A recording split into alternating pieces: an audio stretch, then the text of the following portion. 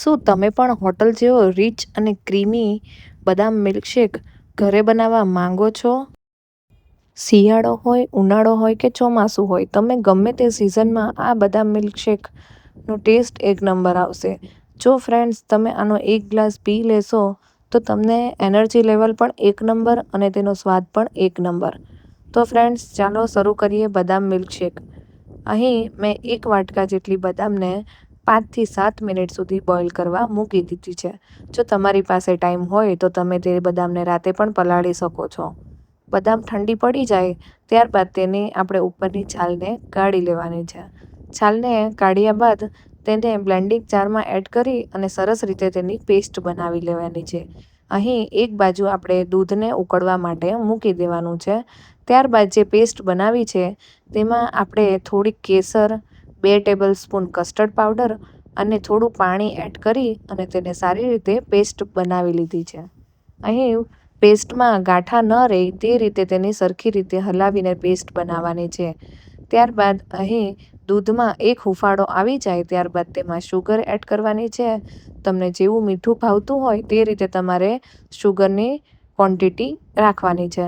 ત્યારબાદ એક હુંફાળો આવી જાય ત્યારબાદ આપણે જે પેસ્ટ બનાવી છે બદામની તે એડ કરી લેવાની છે. ત્યારબાદ તેને સરસ રીતે આપણે હલાવી લેવાનું છે. તેમાં લમ્સ ન આવે તે રીતે તેને સારી રીતે મિક્સ કરી લેવાનું છે.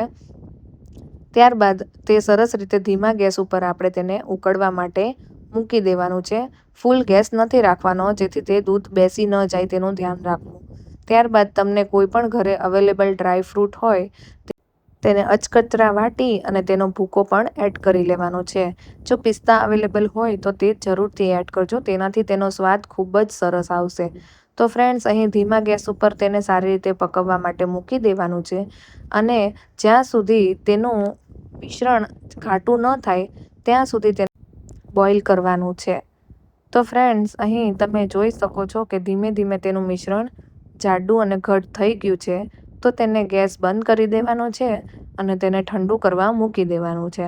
તો ફ્રેન્ડ્સ રેડી છે બજાર જેવું બદામ મિલ્કશેક. જો આ બદામ મિલ્કશેક તમે તમારા બાળકોને જો એકવાર પીવડાવી લીધું ને તો તે બહારના બધા ઠંડા પીણાઓ પણ ભૂલી જશે અને પ્રોટીનથી ભરપૂર છે, જે એકદમ રીચ અને ક્રીમી સ્વાદ છે. એટલે તમારા બાળકોને અને અને વડીલોને આ રેસીપી ખૂબ જ ગમશે.